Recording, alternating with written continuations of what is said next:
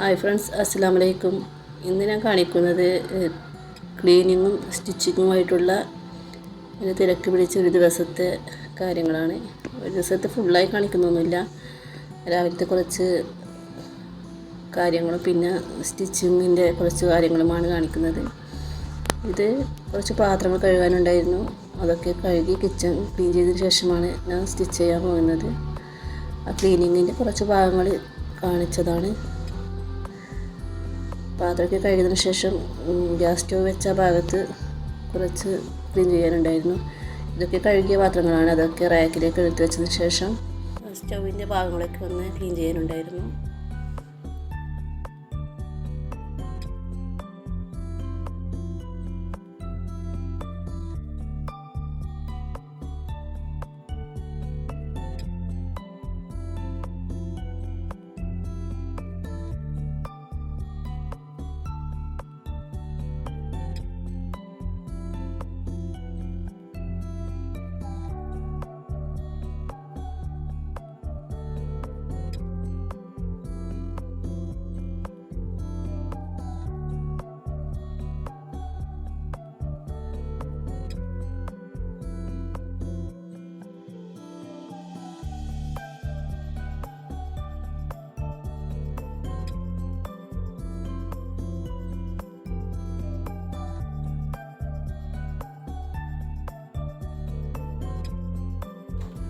ഇപ്പോൾ പെരുന്നാളിൻ്റെ ആ ടൈം ആയതുകൊണ്ട് കുറച്ചധികം സ്റ്റിച്ച് ചെയ്യാനുണ്ട്. അതിൻ്റെ ഒരു തിരക്കായതുകൊണ്ട് പണികളൊക്കെ തീർത്തതിന് ശേഷം മാത്രമേ സ്റ്റിച്ചിങ്ങിന് നിൽക്കാറുള്ളൂ.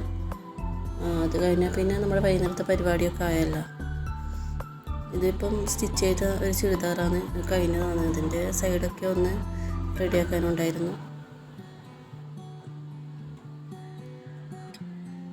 ഇതിൻ്റെ ടോപ്പ് മാത്രം സ്റ്റിച്ച് ചെയ്ത് ഫിനിഷ് ആക്കിയിട്ടുണ്ട്. ഇനി ഇതിൻ്റെ പാൻറ്റും കൂടി ഒന്ന് സ്റ്റിച്ച് ചെയ്യാനുണ്ട്, അതും ചെയ്യാനുണ്ട്.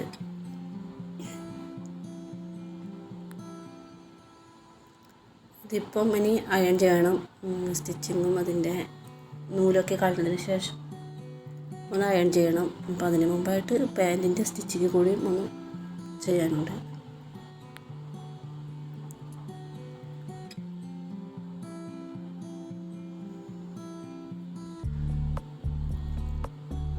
ഇത് പാൻറ്റിൻ്റെ മെറ്റീരിയലാണ്. ഇതിപ്പം ഏകദേശം ഒരു XXL ആ സൈസ് വരുന്ന ആ ഒരു അളവിൽ കട്ട് ചെയ്യേണ്ട പാൻറ്റാണ്. അപ്പം അതൊന്ന് കട്ട് ചെയ്തിട്ട് സ്റ്റിച്ച് ചെയ്യാൻ പോവുകയാണ്. ഇതിൻ്റെ കട്ടിങ്ങും കാര്യമായിട്ട് കാണിക്കുന്നൊന്നുമില്ല, ജസ്റ്റ് ഒന്ന് വീഡിയോ ആയിട്ട് കാണിക്കുന്നേ ഉള്ളൂ. മെഷർമെൻ്റ് ഒന്നും പറയുന്നൊന്നുമില്ല. ഇതിന് കട്ട് ചെയ്തതിന് ശേഷം അതൊന്ന് സ്റ്റിച്ച് ചെയ്ത് കൊടുക്കണം. ഏത് ക്ലോത്തിൻ്റെ പ്രത്യേകത എന്ന് വെച്ചാൽ ലെങ്ത്ത് കുറവാണ്. അതായത് വിഡ്ത്ത് വൈസിൽ ഫോൾഡ് ചെയ്തുകൊണ്ട് തന്നെ വിത്ത് ലൈനിങ് ആയതുകൊണ്ട് തന്നെ ടോപ്പിൻ്റെയും സ്ലീവിനും കഴിഞ്ഞതിന് ശേഷമുള്ള ഭാഗമാണ് പാൻറ്റിലേക്ക് വരുന്നത്. അപ്പോൾ അതിൻ്റെ ലെങ്ത്ത് വിചാരിച്ചത്ര ഉണ്ടായിട്ടില്ല. അപ്പോൾ ഏകദേശം ഒരു പീസ് ഇതുപോലെ ഫോൾഡ് ചെയ്തിട്ട് അതിൻ്റെ അടിവശത്ത് വെച്ച് സ്റ്റിച്ച് ചെയ്യുകയാണ് ചെയ്യുന്നത്. ഇങ്ങനെ ചെയ്യുന്നത് കൊണ്ട് പാൻറ്റിൻ്റെ ലെങ്ത്ത് കൂട്ടാനും അതുപോലെ തന്നെ അടിവശത്ത് ബോർഡർ പോലെ കൊടുക്കാനും കഴിയും. ഇപ്പോഴത്തെ പാൻറ്റിനൊക്കെ അടിവശത്ത് ഇതുപോലെ സ്ട്രൈറ്റ് പാൻറ്റ് വിത്ത് ബോർഡറായിട്ട് വരുന്ന ആ ഒരു മോഡലാണ് സ്റ്റിച്ച് ചെയ്യുന്നത്. അപ്പം ഈ കട്ട് ചെയ്ത ഈ പീസ് അടിവശത്ത് ഇതുപോലെ വെച്ച് സ്റ്റിച്ച് ചെയ്യുകയാണ് വേണ്ടത്. ഇത് ലെങ്ത്ത് കുറവായ മെറ്റീരിയൽ ആയതുകൊണ്ടാണ് ഇതുപോലെ വെച്ച് സ്റ്റിച്ച് ചെയ്യുന്നത്. മറ്റേ ലെങ്ത്തുള്ള, അതായത് കറക്റ്റ് ലെങ്ത്തിൽ കിട്ടുന്നുണ്ടെങ്കിൽ ഈ ബോർഡർ അതിൻ്റെ മുകളിൽ വെച്ചിട്ടാണ് സ്റ്റിച്ച് ചെയ്യേണ്ടത്. അങ്ങനെയാണ് സാധാ പാൻറ്റിന് ചെയ്യൽ. ഇതിപ്പം ലെങ്ത്ത് കുറഞ്ഞ ഒരു മെറ്റീരിയൽ ആയതുകൊണ്ട് തന്നെ ലെങ്ത്ത് കൂട്ടാനുള്ള ഒരു മെത്തേഡുമായി ബോർഡർ ഡിസൈൻ അവിടെ വരികയും ചെയ്യുന്നുണ്ട്.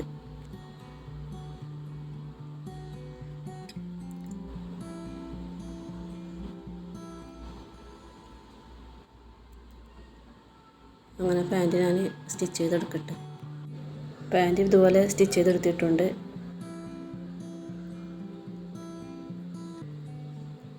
ഇനി എനിക്ക് സ്റ്റിച്ച് ചെയ്ത പാൻറ്റും അതിൻ്റെ ടോപ്പും ഒന്ന് അയൺ ചെയ്യാനുണ്ട്. ഇതുകൂടാതെ സ്റ്റിച്ച് ചെയ്ത ഒരു ചുരിദാറും കൂടി അയൺ ചെയ്യാനുണ്ട്. ഇതിൻ്റെ സ്റ്റിച്ചിങ്ങും പിന്നെ പാൻറ്റിൻ്റെ സ്റ്റിച്ചിങ്ങൊക്കെ കഴിഞ്ഞതാണ്. പിന്നെ ഇതും കൂടി ഒന്ന് അയൺ ചെയ്യാനുണ്ട്. അങ്ങനെ രണ്ടും കൂടി അയൺ ചെയ്താൽ പിന്നെ ഇന്നത്തെ സ്റ്റിച്ചിങ് ഏകദേശം ഫിനിഷായി.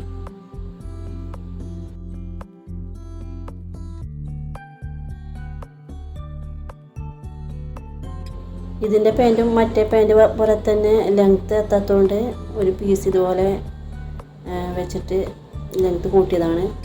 അത് പിന്നെ അത്ര ബോർഡർ പോലെ കൊടുത്തിട്ടില്ല, കുറച്ച് ലെങ്ത്ത് കിട്ടാൻ വേണ്ടിയിട്ട് അത്രമാത്രം വീതിക്ക് എടുത്തതേ ഉള്ളൂ. ഇന്നത്തെ വീഡിയോ ഇത്രയേ ഉള്ളൂ. ഇതിൽ കാര്യമായിട്ട് ഞാൻ സ്റ്റിച്ചിങ് ഒന്നും കാണിച്ചിട്ടില്ല. ഇന്നത്തെ എൻ്റെ ഒരു കിച്ചണിലെ ക്ലീനിങ്ങും സ്റ്റിച്ചിങ്ങും ഒക്കെ ഉള്ള ഒരു തിരക്ക് പിടിച്ചൊരു ദിവസം അത് ഒന്ന് കാണിച്ചതാണ്.